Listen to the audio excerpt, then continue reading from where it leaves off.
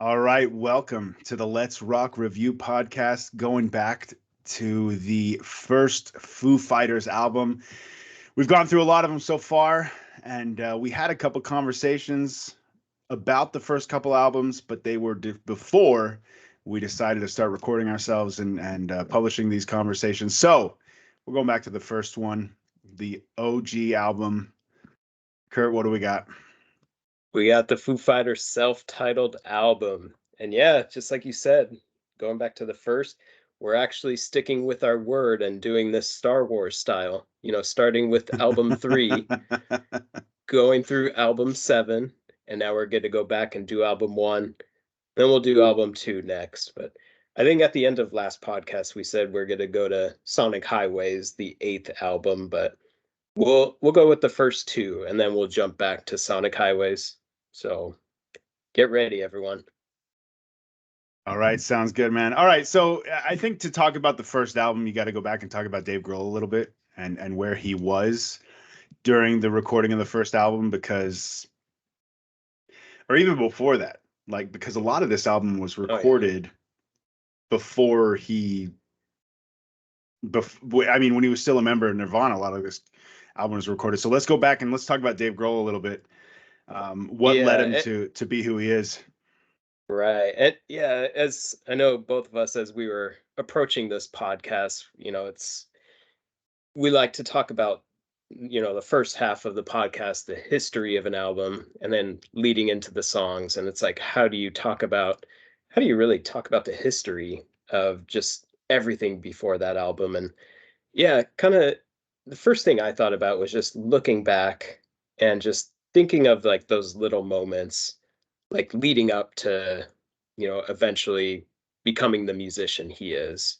And I think in his storyteller's book, he gives us, a picture of, or many pictures of those things.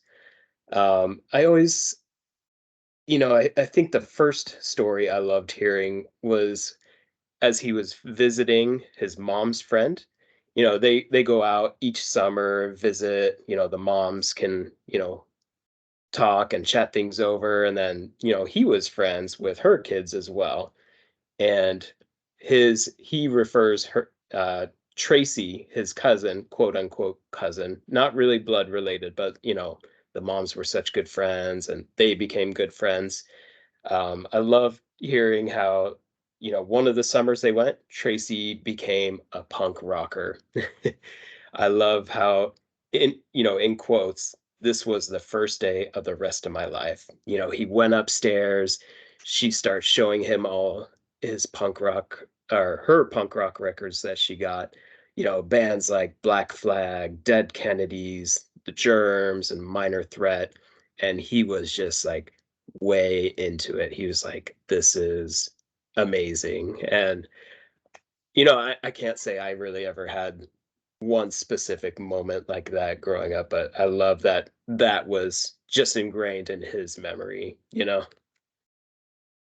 Dude, I actually kind of do have that moment. I won't share it in detail, but I remember sitting in a room listening to Weezer the Blue album for the first time and Oh, just thinking, nice. oh my gosh, my whole life just changed. No, I didn't think that at the time, of course, but like I remember that was one of my core memories.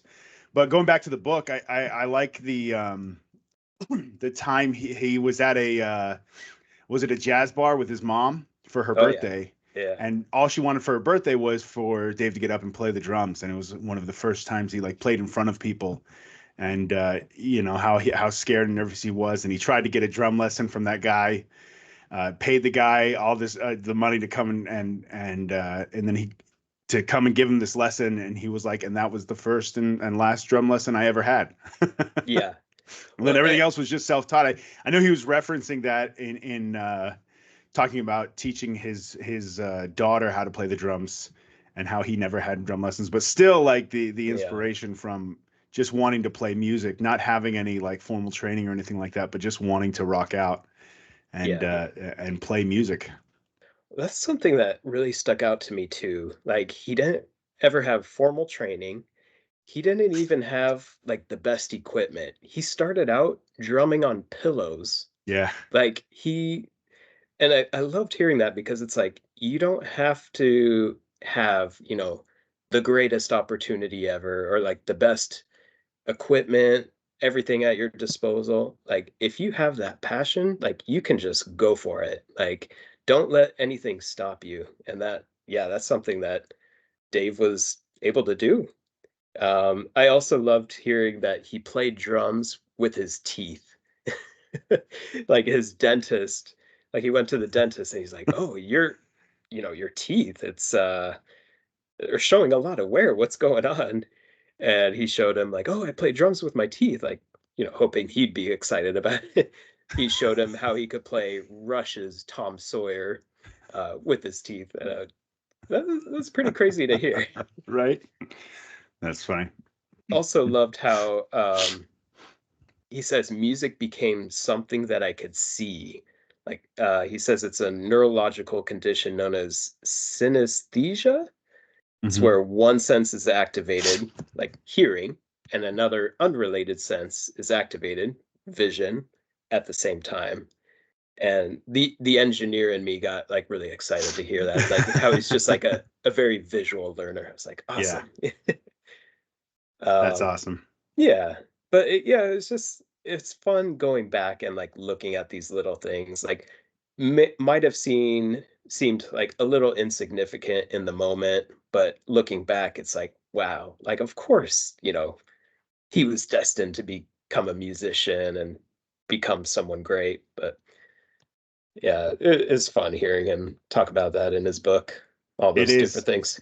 It is, and you think about something that you still love today or that still influences you, and you can pinpoint the moment of your childhood where that influenced you, and that's the same, like things I'm still interested in today, like you have those moments when you're influenced as a kid and you just kind of find what you love. And for him it was music, and it was rock and roll, and it was hardcore, and it was punk rock, whatever he was listening to. And he that just stuck with him forever. And like you said, like it doesn't matter so much where he came from or what he did, and he knew he was going to play music, whether it was playing on pillows or eventually getting that first drum set to joining his first band, and or playing in front of people. It was always inevitable that he was going to be a musician. It was who he was. It was what he wanted more than For anything. sure. Yeah, for sure. Well, that makes me think of, that first band that he did join. I don't know if you had anything else to say about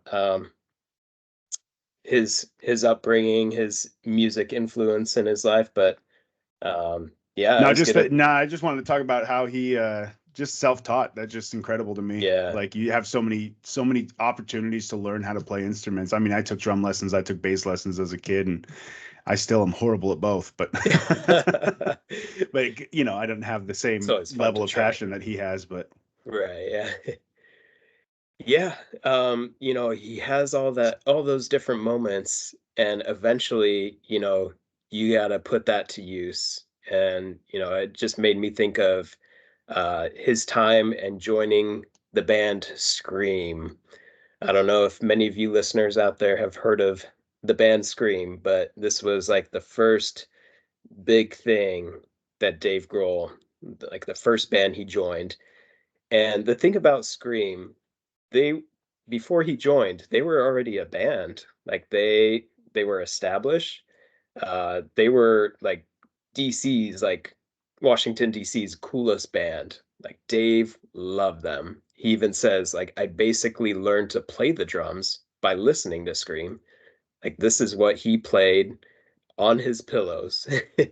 He even says like in the book, um, yeah, he would play on his pillows until there was sweat dripping down his bedroom windows.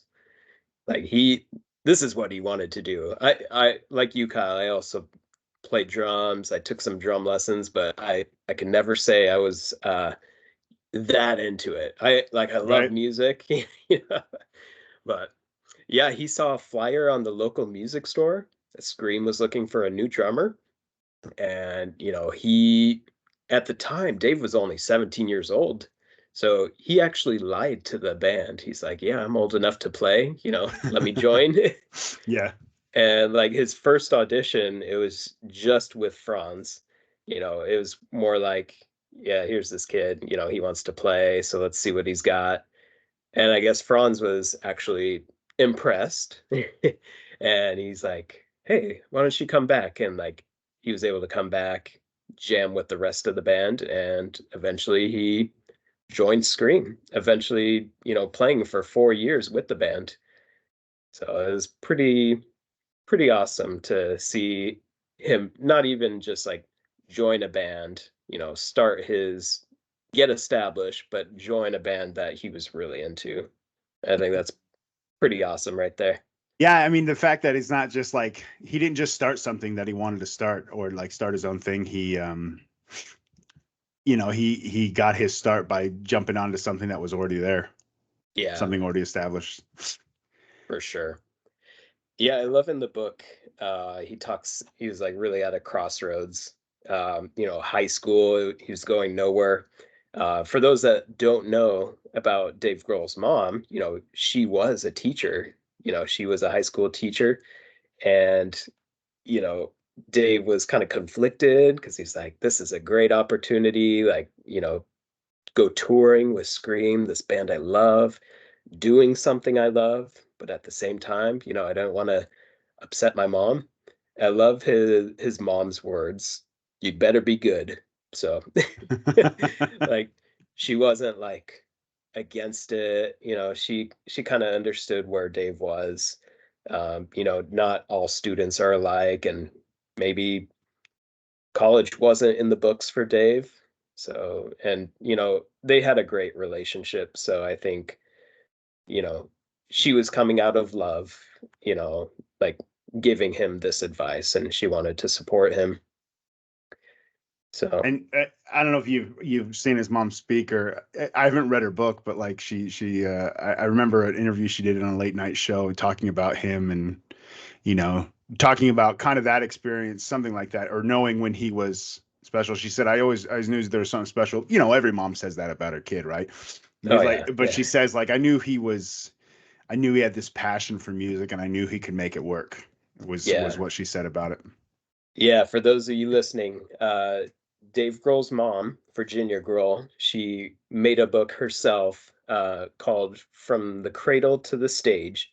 And she Yes. actually goes around and interviews other musicians' parents and, just have them talk about, their famous kids as they were growing up. I was actually able to listen to the audiobook of it, and it was great. Nice. One thing I really loved about the audiobook at the end, it was just her and Dave talking, and it was like just really fun to see them interact and just like be relaxed and you know talk about things of the past. So definitely something you should check out, anyone that's listening. For sure. So there was just one more story about his time in Scream that I loved hearing that I wanted to share.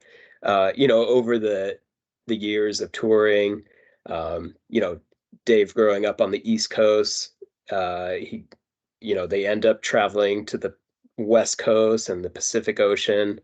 I love in the book he says, and there it was, the Pacific Ocean. I walked across the sand to the shore break and let the freezing water rush over my feet as I watched the sunset on the horizon.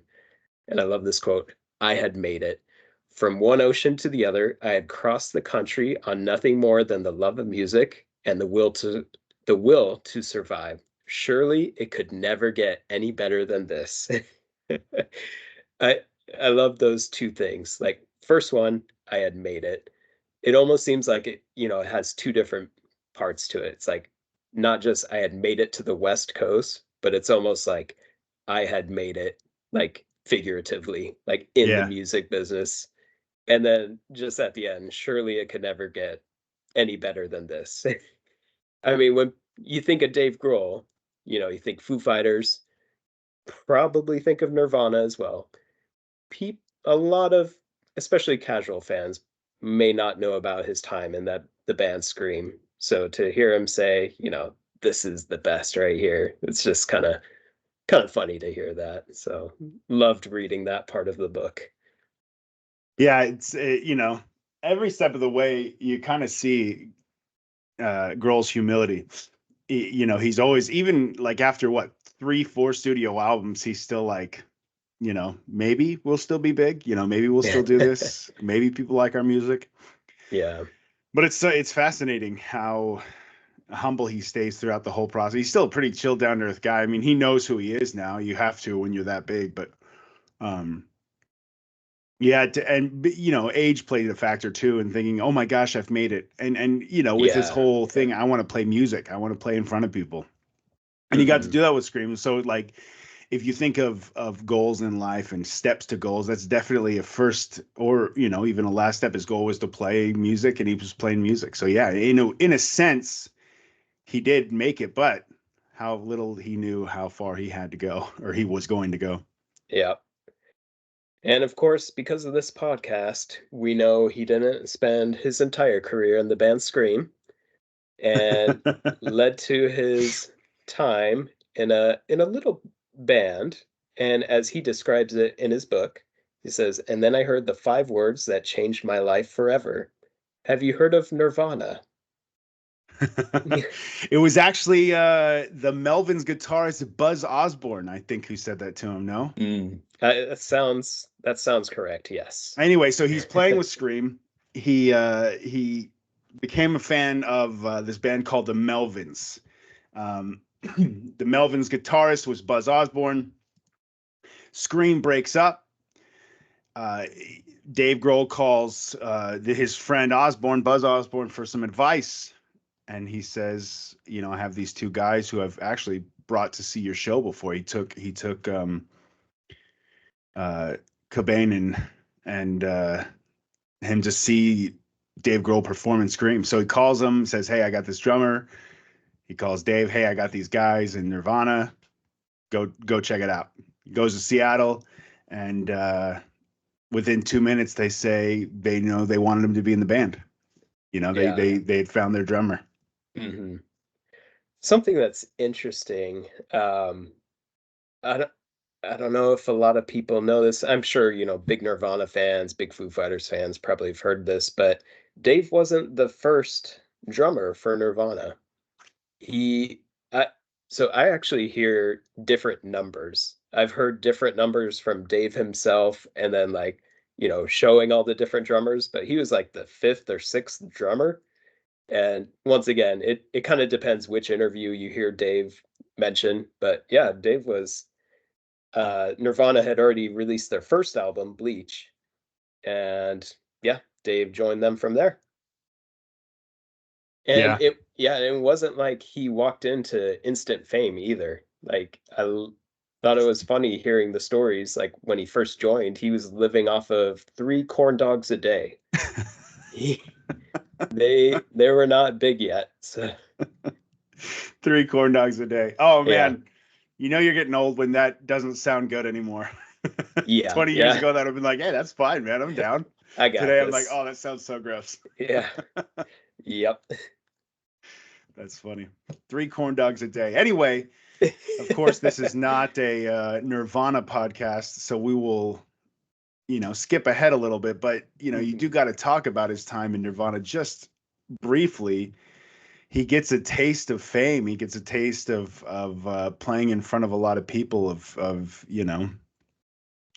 being part of something bigger, being part of something big. And the Yeah. 2 albums that they brought out while he was in the band, and I mean, really, and all the while he's doing this, he's in awe of Kurt Cobain for the songwriting. He's writing these some of the self-titled songs from the first Foo Fighters album. He's writing in his spare time in private, too afraid to show Kurt Cobain these, thinking that Kurt Cobain is this musical genius and that he's just some peasant with a guitar, and he doesn't want to disrupt or upset Kurt Cobain Yeah. Yeah. in the musical process he has. I did love hearing though Dave did give Kurt like a little snippet of like some of his writing. Yeah. Like, and Kurt was eager to hear it. It's like, oh yeah, let's hear it. And even afterwards, he's like, oh, this is great. Like he gave Dave a lot of praise for it. So I loved hearing that too. I loved hearing, eventually when they did become big, like Nirvana exploded, like Dave's first purchases. I don't know if you saw this, but Dave went out and got a BB gun and a Nintendo. I didn't see that. I didn't Yeah. see that, but that makes me so happy. Oh yeah. You gotta have a Nintendo. Yes. So good. But I loved hearing just how as Nirvana started to explode and just really get big, Dave himself, he actually felt conflicted. Here's Dave, a punk rocker, fight the system, whatever. He felt conflicted about having a top 40 hit. Like even like the crowds that were coming to the shows, these were the guys that would like beat him up in high school. It's like, what's going on here? So Yeah. it was an interesting time for the band as well. Yeah, for sure. And then, of course, that fateful day in 1994, and everything changed for Dave Grohl after that. He goes Yeah. into kind of like not necessarily hiding, but kind of pulls himself out of the public eye for a few months while he copes with the passing of his friend and his bandmate and someone who he has, besides maybe family, probably been through more with this rise of fame. He was used to being known maybe in Scream, but not like he was in Nirvana. Oh yeah, And not at so, all. all this stuff that he went through, this rise to fame and this rise of being noticed, and now, you know, he's gone, and it's going to impact him for forever. It's Oh not something yeah. that leaves. He still talks about it to this day, but Yeah. definitely Well, pulled himself out of the limelight, wouldn't talk to anybody for a while, and felt like he didn't really, for a little bit there, he felt like he didn't want to do music at all anymore. yeah. I mean, like not only losing like a close friend, but a close friend that's tied to like what you do, like in And who life. he's Like, become. yeah, like he says, what was once life's greatest joy had now become life's greatest sorrow. He felt like a fish trapped in a tiny bowl. And yeah, he had to really get himself out of that. It wasn't like, and rightfully so, you can't just like hop back into things. But yeah, it was definitely a tough year for Dave. He did have a few little snippets with music, um, according to, and we always have to bring up Kerrang, right? Oh, of course. Of I'm course. surprised it took this long. I'm a little disappointed in us. I know. I was like, wait, we haven't brought up Kerrang yet, so we gotta. In Kerrang, they did a whole piece on Dave Grohl. How many times they've done that? Plenty of times. But anyway, they were talking about what Dave did after Kurt's death.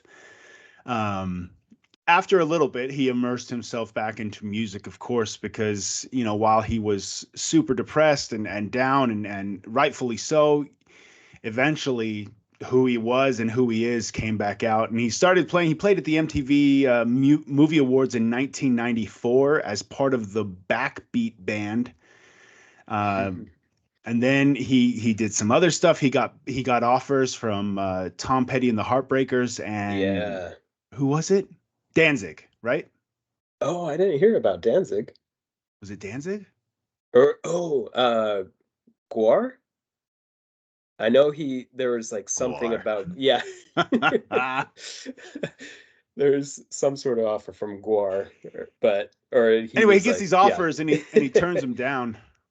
Um, Yeah. and then he goes and by himself. I feel like I'm moving too fast here for you. If you have other things to say, please jump in. But he's a little apprehensive about his own stuff, and so he starts recording this album, and has some studio time, and only makes 100 cassettes Yeah. and to pass out to friends. Yeah, and one thing, it was kind of around the same time. Like he did play SNL with Tom Petty. And, around this time, he's getting ready to make this album. And Tom Petty actually, extends the offer to Dave, like, hey, if you wanted to come do this, what did he say? He was saying stuff like, our touring's pretty relaxed, you would get your own bus. It sounded like a very nice opportunity for Dave. Something that's already established, you know, easygoing, and it's Tom Petty. It's not like some random band. Like he'd be making some good money. Yeah, yeah, for sure. So it was an interesting time, and I think it was, yeah, around that time. It's yeah, while he waited for, oh yeah, well, getting the album finished, he like recorded, and then he was just waiting for it to be finished. He flew out to LA to rehearse with Tom Petty. That was the timeline. Sorry about that. Tom asked if he wanted to tour with him. It sounded really great. And he was like at the crossroads. He's like, do I pursue what he started? The Foo Fighters album, a very big unknown, um, or go with Tom Petty, with that schedule that's pretty relaxed and sounded. He says it sounded almost too perfect. So thought that was interesting. But I love the what he said after that. He's like, I was 25 years old and still hungry, not ready to relax into a quote sure thing unquote. I politely declined and decided that the cardboard box, the box that contained his 100 cassette tapes, like you mentioned, Hmm. uh, yeah, I decided that the cardboard box in the back of my truck was my key to a new life. It was definitely not a sure thing, but nothing ever is. He I don't know if this influenced his decision at all, but you feel like it would because he joins Scream, an already established band. He joins Nirvana, an already established band, and finally he has this chance to go out on his own, does his own thing, and then gets this other offer, and he's like, "No, if I don't take my chance now, when am I going to take it? If I just keep joining Yeah. other people, let me do my thing now." And of course, I don't know. Maybe he did say that. Maybe he didn't. Either way, he has his 100 cassettes. He gives them out to friends when they come over. People start to like it. And then, he gets his first bit, or what he calls his first big break, where Eddie Vedder plays it on a pirate radio show. He plays a demo of the song Exhausted. And Eddie Vedder says, I love the quote. Eddie Vedder says, I love this song. It makes me want to drive off a cliff or something. I love it. Or After something. or something. Yeah, yeah, or something. I And use that a lot, but it's just or funny. something. Yeah. It leaves it open to, any option. To anything else. Yeah. And then he gets some record companies calling his house. Kind of. Then he becomes something. After that, he's like, okay, maybe this will work. Maybe I did make the right choice here. Yeah. One thing we should probably point out too is the name Foo Fighters. Oh He yeah. didn't he was deciding what to put on this cassette. He didn't want it to be, like the Dave Grohl experience. He He didn't kind of want, wanted to hide behind it. Actually, I remember him yeah, saying something like he didn't want people to know it was him. yeah, people like be objective about it. Don't just be like, hey, oh, it's Nirvana drummer. Stuart Nirvana Copeland, 2.0. right? Yeah. Stuart Copeland of The Police, he actually did the same thing. Like he made an album under the name Clark Kent. Like he didn't want to be like, oh, the Police drummer. Yeah. So Dave, he was a UFO fanatic and reading a book called Above Top Secret, yeah, a collection of UFO sighting reports and accounts from the military dating back to the early What 40s. one would call UFOlogy. There you go. In the book, he says, I took a simple phrase from a book I was reading at the time, which was a collection, I already said that, collection of UFO sighting reports and accounts from the military. In a chapter about unidentified craft over Europe and the Pacific during World War II, I found a term that the military used as a nickname for these unexplained glowing balls of light and thought it was just mysterious enough for me. Not only did it sound like a group of people, it almost sounded like a gang. Foo Fighters. And like that's what he was shooting for. Like he didn't I don't think we went into detail too much, but yeah, the cassette he made, like he did all the instruments for it. He recorded one part, on bass and then guitar and drums and then the vocals and then just merged it all together. And yeah, like he said, he wanted it to sound like a group of people, didn't want it to be, the Dave Grohl experience. So he thought Foo Fighters was perfect. Although that would have been a great name, the Dave Grohl Experience. Oh yeah. I love that name. I'd still listen to them. But I love that. I love that he recorded everything himself. So it's like this is all Dave Grohl, all his music, all his influence, everything that he's wanted to do. Because you got to realize, as part of Nirvana, as part of Scream, he was part of something else. It wasn't just him. He had to consider other people's musical taste. He had to consider other people's what they wanted to do, what they wanted to play, how they wanted, especially with Scream, who had already established, and Nirvana, who had already made an album. And now it's just him. It's just him. Drums, Yeah. bass, guitar, lyrics, vocals, everything. So this is his first, like, what we see Dave Grohl as an artist, who he kind of really is. Yeah, I think. for sure. So yeah, he does everything by himself. July 4th, 1995. Wasn't supposed to be a major release, never wanted it to be a major release, but people loved it. People loved it and they wanted it, more of it. Yeah. And I feel like that's pretty much Dave Grohl, at least some of the big musical points in his life that kind of sums him up.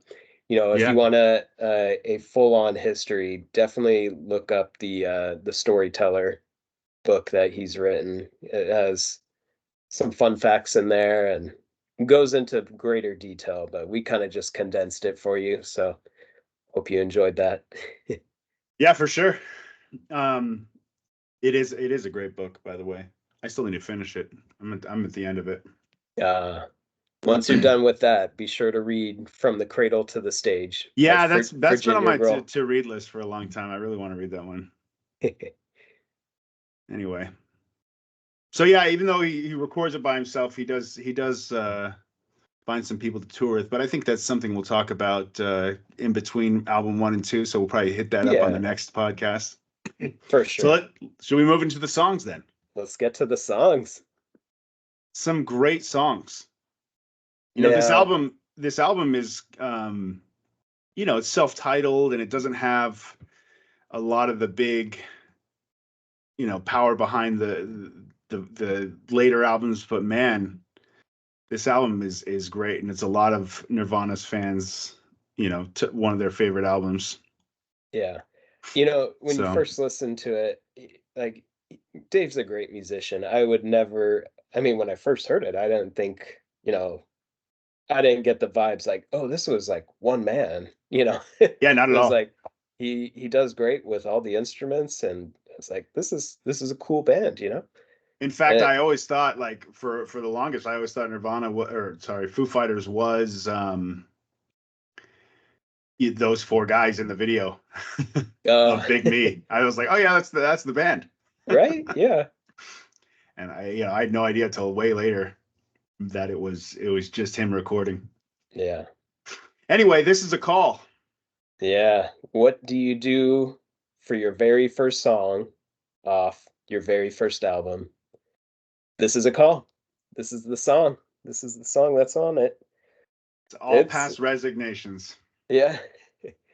It's I love that it's still played at least as of last year. Foo Fighters would still play this song. I like it when bands will go back and just, play some of those oldies. I think it's on the Essential Foo Fighters album as well, like the Hits album that was released in 2022. Oh yeah. So As well, that's it should be. It's a great song. yeah. Uh, in it. Oh, okay. My turn to quote Kerrang now. There you go. There you go. What Yeah. did Kerrang say? About This Is a Call. He says it just seemed like a nice way to open the album, you know? This is a call to all my past resignations. I felt like I had nothing to lose, and I didn't necessarily want to be the drummer of Nirvana for the rest of my life without Nirvana. I thought I should try something I'd never done before, and I'd never stood up in front of a band and been the lead singer, which was horrifying and still is. I like that he says it still is. Right? There Yeah. comes that humility. And it should be noted, too, that this is one of 3 songs that was not written while he was in Nirvana. All the rest of them were written while he was in Nirvana. This Is a Call was not written. So this kind of is a shout back. Yeah. And I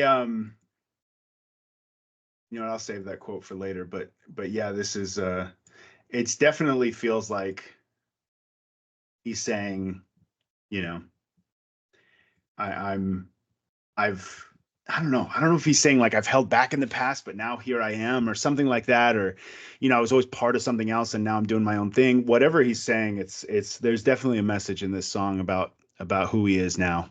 Yeah. And I do like that it has more of a Foo Fighters sound. Like I feel like it's him trying to establish that new sound, you know. Of course, the songs that he wrote while he was in Nirvana, they're gonna have a Nirvana type of feel. But now that he's, out of Nirvana, it's like let's let's make my own sound, you know? Like what do I want this to be? And I feel like this is a good song to start the album and, really set the foundation for the Foo Fighters. For sure. All right, I'll stick around. I'll stick around. Also a song that he wrote after Nirvana. Yeah. It's funny because in the Echoes, Silence, Patience, and Grace album, we discuss how one of the songs, there's an interview. They asked him, is this song about Courtney? And we were discussing, well, Dave said, no, it's not about Courtney. Courtney Love being Kurt Cobain's, wife. But in for this song, well, yeah, we talked about like, no, Dave's not going to do that. Dave has actually come out directly and said, yes, this song is about Courtney Love. So, we talked about that other song not being, but this is. So we won't get into too much detail, but I know, this making this album, Kurt's death is fresh on his mind.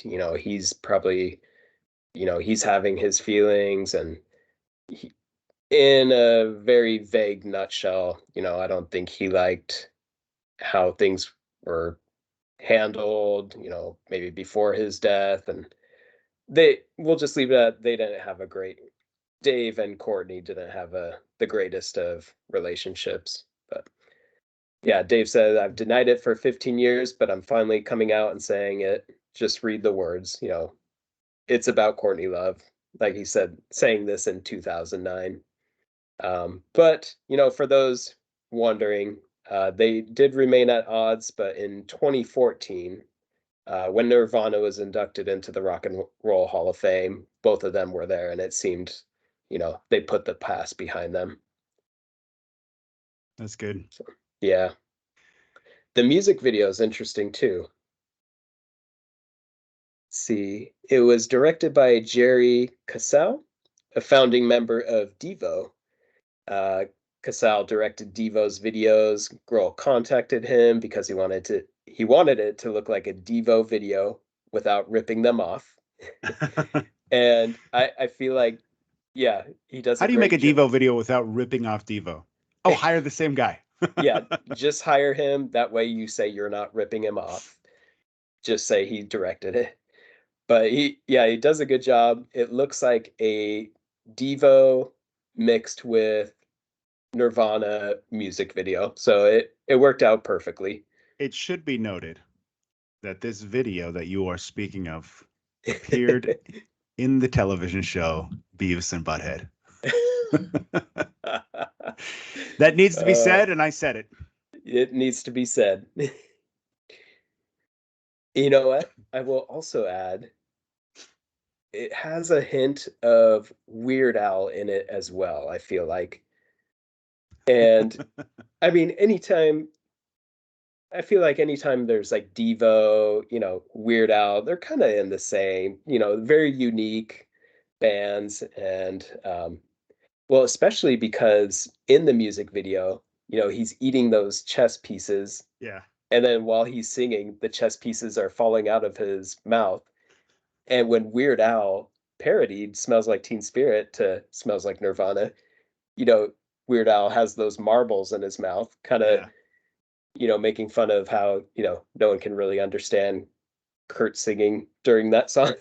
So, but even though he parodies that song, both like Nirvana, Dave, like they thought it was great. Like they Yeah, for loved sure. that, you know, oh, what did Dave said something like, you know, we had made it, because Weird Al Weird parodied Al us. parody. That's how you know you've made it. Weird Al parodies your song. Right. Yeah. You're like, oh, I'm really famous now. Yeah. But yeah, this one, I feel like this one definitely, it's like a good mix between Nirvana and Foo Fighters. Like the intro, I was like, oh yeah, this sounds like Nirvana. But then like as he goes into it more, it's like, okay, Dave's adding his own special or sound to it, and the chorus kind of goes back to Nirvana sound, but it's like a good mix between the two bands. Good song. Speaking of parodies, Big Me Oh yeah. and the parody of the Mentos commercial. No, I'm just kidding. Ooh-ah. It doesn't matter what comes. I've got the Mentos song in Mentos my fresh and head. full of life. It for those listening that aren't familiar with the For those of you not our age. yes, in the 1990s there were Mentos commercials that were pretty funny, and this music video is like a total parody of that. Instead of Mentos, there's something called Futos. And yeah, a few of them are like parodies of actual commercials. Like they're not just trying to parody the style; they actually parody two of the original commercials. The idea was you're having a rough day, you pop a Mentos, and then everything is better. Everything goes your way after that. Yeah, and everyone just loves it. And like, And I that's really that's the essence of the song, and it's a happy, joyful song. And then they're popping Mentos to make sure they have a good end of the story. one of my favorites is Sorry, Futos. oh yeah, yeah.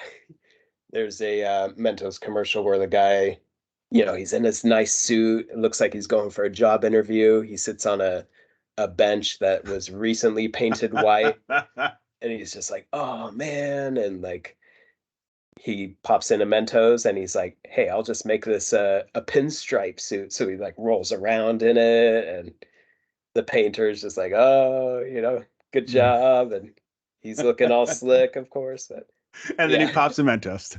yeah, yeah. Apparently fans would throw Mentos on stage when the Foo Fighters played this video live. That's all. Of course they would. I mean, Oh I yeah, probably would have done the same thing. yeah, but yeah, it's funny.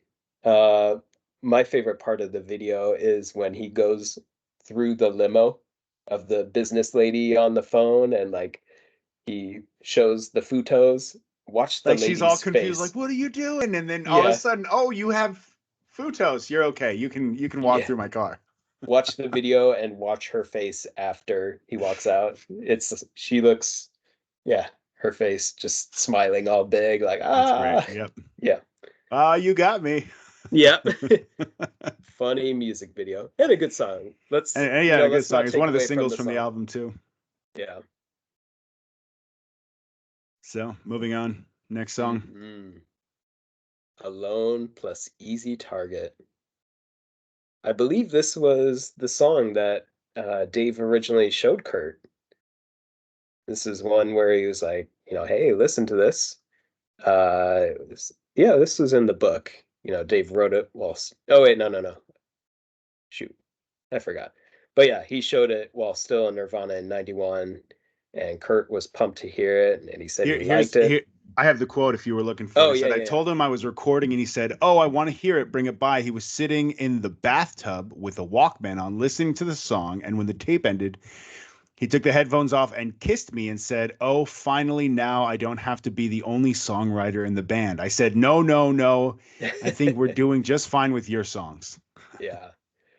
I love that for many reasons. Like first, that's got to be the ultimate compliment for Dave, like to hear like Oh, yeah, for sure. Kurt Cobain like complimenting, but also like Dave wasn't trying to like secretly like, oh, I'm gonna write my own music on the side, just in case. It was like, no, here, like check it out. Yeah. So, but yeah, that's got to They be would also, the one awesome. cool thing was they would also play that song during sound checks too. Oh, nice, Yeah, yeah. great So song though. great song indeed. Good grief. Dude, good grief. This was something I found very little background information on, but it is like one of my favorite songs. It's a I great song. There's a lot It of these is songs great. from here on Yeah. out that just don't have a lot of extra information on them. You know what I mean? Yeah. When trying to research them and stuff like that, but there's some good songs. Yeah. And it wasn't really played a lot live. I mean, of course, back in 95, 96, and then I was seeing like 98 and then like 2000 they played it once, but I mean, I think it's probably been like 24 years since they played it. And like, if they played this, like, at the upcoming tour, I would go crazy. Right? Right? It's a good one. Good grief. Shout out to Charlie Brown. Good grief. Good grief. Floaty. Lodi. This is maybe I don't like it as much as Good Grief, but I think it's up there. And I love that it's right after Good Grief. Good Grief, it's like that fast, like heavier, and then Floaty kind of transitions to the calmer and like little more low key sound. Yeah, yeah. And I feel like they go well together. So oftentimes when I'm listening to this album, like, I'll jump around songs, but always listen to these two at the same time. It's like I don't skip around. It's like, nope, Good Grief and then Floaty. They just fit well together. Yeah, I know Yeah, what you dude. mean for sure. I saw on songfacts.com says Grohl was insecure about his nasally singing. He had added effects to his voice on this song and tried to enhance the performance through double track. And he says, I think Michael Stipe once said that his sinuses were a God given gift, and that's why his voice is so nasally and bizarre as it is. To me, it's more of a curse. I'd rather have them repaired so I can sing like Luciano Pavarotti. So Hmm. interesting. I never really noticed anything about his singing or for any of his songs. I was never like, oh man, Dave, This is those, so nasally. No, just yeah, kidding. can you stop that? All right. Weenie Beanie. Weenie Beanie. Unpopular opinion, probably. Uh-oh. Maybe not. Get out. This is this might be my favorite song on this album. Oh, interesting. I Okay. really like this song. Nice. It's just the way it starts and the way the lyrics start. It's just I love it. It's incredible. It Interesting. comes out hitting hard in the beginning. Lyrics go crazy in the beginning, and it just keeps up. Yeah. I brought it up when we reviewed Wasting Light, but White Limo kind of reminds me of Weenie Oh Beanie a yeah, bit. yeah, that's a good So comparison right there. yeah, pretty similar in ways. But uh I also found out that Weenie Beanie is actually a food place in Arlington, Virginia. Oh, okay, cool, cool. I love it when bands, bring in like or just talk about or mention like food places. Shout outs to Uh, places from their childhood. yeah, reminds me of Blink 182 on the song Josie. She brings Yes. me Mexican food from Food from Sombrero sombreros, just just speak. Yep. because. And of The course, sombreros in Irvine. is there Is it in Irvine? San Diego? I No, there don't was one right off the 5 there. where. I thought there Oh, was there's a we go to a place called Ronaldo's just right off the 5. That place is good too. I'd write a song about that. Renault. Nice. Although But I would be surprised if Weenie Beanie didn't sell chili cheese dogs. That's what it sounds like to me. you know what? I think I did see that. Uh, they predominantly sell half smokes, hot dogs, pulled pork sandwiches, and soft drinks. And soft drinks. And soft drinks. Don't forget. I love that. I really want to go now. Yeah, when we were living in San Diego, I was telling Valet, I was like, all right, we got to go to Sombrero. Just Maybe it so is Sandy. I thought there was one up north off the 5 a little bit, or like somewhere around the spectrum. um I could be completely wrong and thinking of the wrong place, but you are completely wrong. No. I usually am. No, I'm just kidding. No. I'll have to look into that. But yeah, definitely locations down in San Diego for Sombrero. So sometime we'll have to make a road trip to So, Kurt, Virginia. I got to ask you then, what would be your song title? Ooh, oh man, that is a good question. You know, I don't know if I could choose. Oh, and it's got to be like something like unique. You know, Yeah, you can't. I mean, you can't be like Burger King. right? Yeah. You know, I don't know if I could. Mm, Think about it. Think about it, and we'll talk about it next yeah. podcast. You know, I might have to make just like a song about San Diego in general and just list off like all the good food places because That's too many.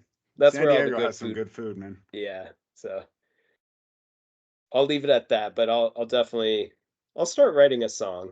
We'll see what I come up with. Oh, George. Oh, George.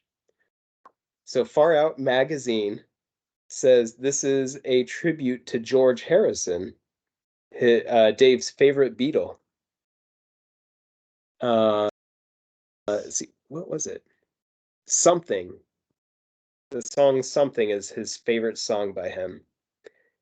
And if I would recommend for those listening, not the whole song, but if you take the song Something, start it at 1 minute and 40 seconds, and then start Oh George at 1 minute 50 seconds, it sounds like, Dave and George are getting together and are like jamming together. It's not like exact guitar parts, exact sounding, but it's definitely the style and I love it. Like I play both parts and it sounds like they're together jamming. I love it.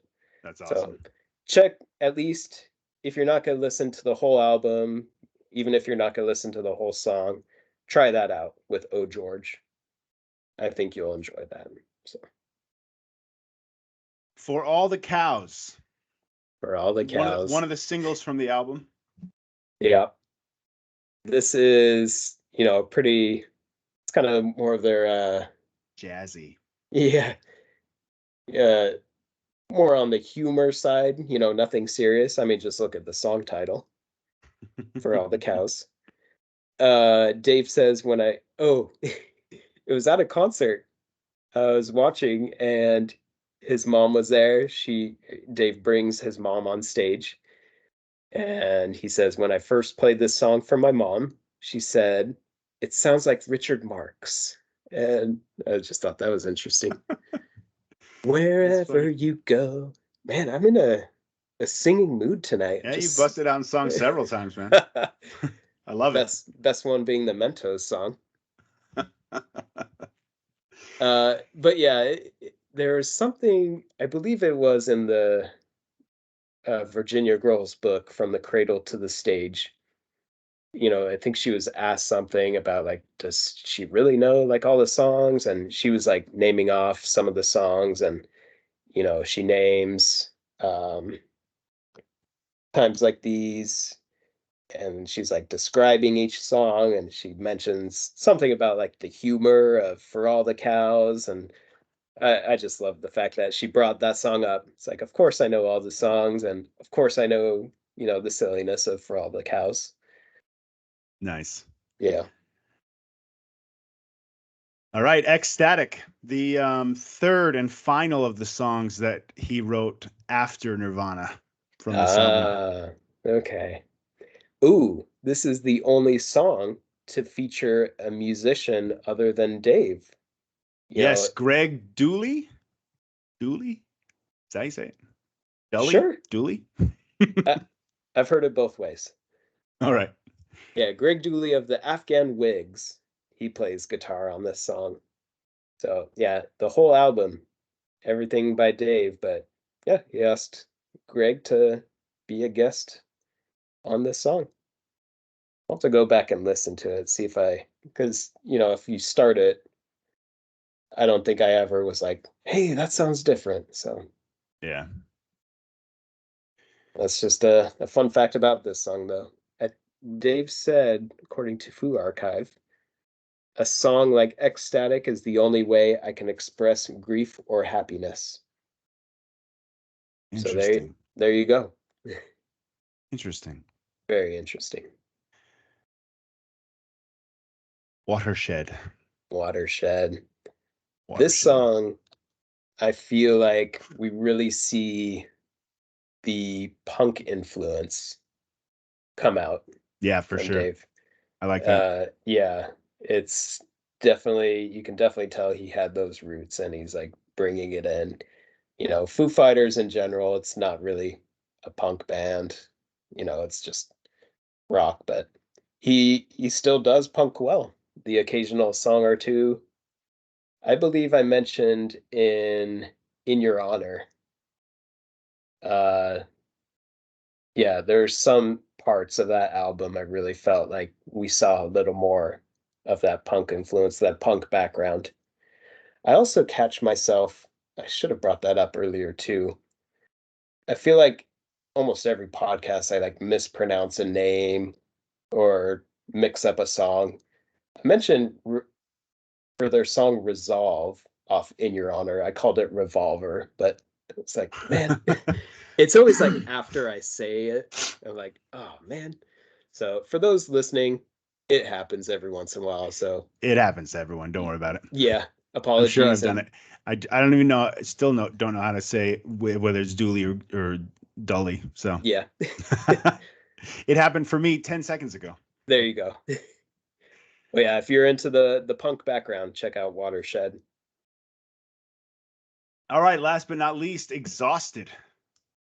Yeah. Exhausted. Speaking of exhausted, I'm exhausted. I'm exhausted. Yes. And their longest song on the album by Mm, over a minute. there you go. I don't have. Oh man, it's always the last songs too. We're kind of like, I know. I at this point I'm like, it's a good song. yeah, I Eh, enjoyed listening to this song. yeah. Except off of "Wasting Light," when their last song on that album is "Walk." It's like, Yeah. That okay, that one you have a lot to say. Anyone would have a lot to say about that. It's one of their most they're popular songs. right. Yeah, yeah. So, So but yeah, for the first album, he didn't get that far yet. He didn't fully establish, putting the big hits at the end. So, not that it's a bad song, but just didn't have as much to say about all the other ones. But overall, a great album. Like I never, you know, first listening to this would have imagined like, hey, this is just one dude, like what is this? It's like, no, it's a legit album. It's the Foo Fighters. It sounds like a gang. one dude trying to escape the shadow of someone else, you know what I mean? Or something else. Not someone else, but I think something else. Because I mean, even today you still get drummer of Foo Fighters, or sorry, the drummer of Nirvana. You know what I mean? It's like Yeah. and he's Nirvana was so big so fast. I think he knew that he would have to escape that shadow. One more Kerrang reference, if I Yes. may. Oh, Paul Reese of Kerrang admitted that Foo Fighters cannot fail to evoke Kurt Cobain's memory, whether if through Grohl's ragged howl of a voice or the way a number of its songs go soft, soft, loud, but considered the record more than strong enough to stand or fall on its own merits. nice. Um, I just thought that was interesting that I wanted to bring that up. Not that that's the highest praise for the album, but it does bring up a good point that a lot of people looked at this album as a comparison to Nirvana. It wasn't like, oh, hey, there's this new music. It's like, okay, how does this sound like Nirvana? What is he still talking about Nirvana? What remnants are there from his time in Nirvana? Which is I think why he wanted to keep his name off the recordings at first, Yeah, um, before, so he's this album is very much him trying to escape that shadow, I for think. sure. I do feel bad because I think I remember seeing in the past some interviews, like there were people not just comparing to Nirvana, but just kind of like, how dare you like, go on and like make this and like after Nirvana. And like my thoughts just like, how dare they say that to Dave? It's Yeah, like like what is he just supposed to be done? Hey, somebody, something happened way outside your control, and now you can't do anything else for the rest of your life. Like, are you kidding me? yeah, I mean, like, imagine like, a close friend at work, they pass away and, you know, later, months pass and then you go back to work because, you need to work, you need to Yeah, make a living. And like, what if someone said to you, like, how dare you come back to work? It's like, I know, what? right? It's so weird to think about. Like, Like, not only was it his work, it's like, this is what he loved, like music. Like, he wasn't trying to, like, you know, use his Nirvana platform to move this forward. It's like, no, I want to like, just make music. And I think it was awesome that, he made this album. It's just, yeah, especially by himself. yeah, Pretty pretty talented, pretty awesome. I mean, not only is he a great musician, like Dave is just like a good standout dude. Like during the Super Bowl, he's barbecuing for the homeless. I know, right? He's just a um, good dude. yeah, I just discovered recently he headlined Autism Speaks, the Into the Blue gala. And for those, Really? yeah, for those of you listening that perhaps know my family, my son Caleb, he having autism. I've mentioned how, well, he's done some reviews on here and, he's big into Sesame Street. He's Yes. 11, but his responses have been pretty simple, just kind of repeating what I say. But yeah, my son Caleb. So when I saw that, I was like, "That's so great." I felt Yeah. even a closer bond to Dave, or just Nice. like, yeah, more of like, "Hey, you're the man, Dave." So, but I'll have to get more Caleb on here, have him do some more reviews. He was pretty excited when Dave joined Elmo and Big Bird for the Sesame Street song. So Yes. I'll have to find something else. Speaking of reviews, I have a guest Oh review. yes, almost forgot. I know, so did I until you said that, and I was like, oh, dang. Yeah. So this is my daughter. I showed her the Big Me video, Yes. and this is her response to that. Let me make sure my volume's up. Okay. All right. I'll give you a thumbs up. I was gonna say thumbs up if you can hear it. So Fifthly, we just watched Big Me by Foo Fighters, one of their first songs and videos. What did you think about it? I like that it was smooth and it like bees happy after it eats a Mentos and it shows how they do it. That's yeah, that's the funnest thing about it, and it's like doing it like over. It's like the lyrics are like it's like it's perfect. Thank Oh, you so much, Fefe. It's perfect. It's I perfect. loved that review. If you go back and listen to when I was talking about Big Me, I said the word happy, and I got that from her. Like that's not something she got from me. I got that from her because I she love said that. she called it happy. So He just ate it and he was happy. That was great. happy, and I love it. I gotta show Andrew that video. He'll love it. Yes, I yeah, actually I think showed you would. yeah, I actually showed Andrew This Is a Call. I figured like, hey Andrew, this was the first song off of the first album that the Nice. Foo Fighters made. So let me play this for you. Give me a thumbs up as well if you can hear it. Just listen to right now was the Foo Fighters' first song off of their first album. What do you think? Did that sound like Foo Fighters to you? No, not at all. Like it just started like singing. There's no intro. Like there's no like just playing music and words, but just started out with words and music. Kind of threw you off guard? Yeah. Crazy. You know what? A fun fact about that song. Did you know Dave Grohl plays all the instruments for that song? Wait, what? Yeah. So he recorded himself playing one instrument, recorded himself playing another one, and he just merged it all together. Another one bites the dust. Exactly. Pretty impressive that he did that all by himself, huh? Yeah. Overall, pretty good song, though? Yeah, I mean, it's okay. Yeah. I don't really like it that much, but yeah, it's okay. Pretty cool. I mean, like, that's the beginning. You got to start somewhere, you know? Yeah. And then keep practicing, and eventually you're just going to make some great music. Awesome. Thanks, Andrew. Bye. Bye. I love That's the great. honesty. I love the honesty. I was gonna say that. I love the honesty. Not my favorite, but Not my favorite. but don't worry, Foo Fighters fans. He loves a lot of the future stuff. So you've probably already heard some of it, and we'll hear some more later on. So, and once again, I forgot to show my band T-shirt that I'm wearing today. Oh, Did you yeah, see what do what you I'm got? wearing?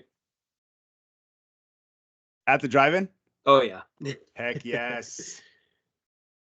Yes. Like, I recognize that boombox anywhere. oh yeah. Remember when we were gonna go see them live and they broke up? April 11th. April 11th. Was it 03 or 02? Oh, I think it was 01, wasn't it? Was it 01? Was that early? 1, 2, 3, 4. I think it I was think 2. so. I forgot. Yeah, we'll have to look into that. It was a long time ago. I think it was 03. No, it wasn't that.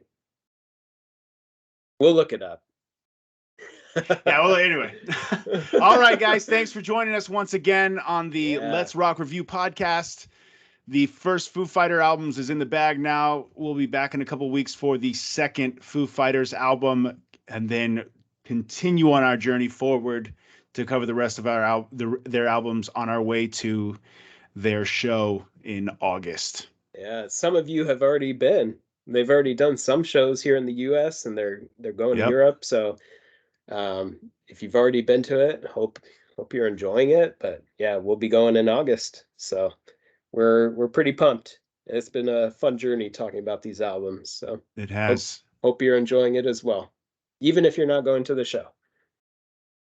All right. Till next time. See you guys later. Thank you.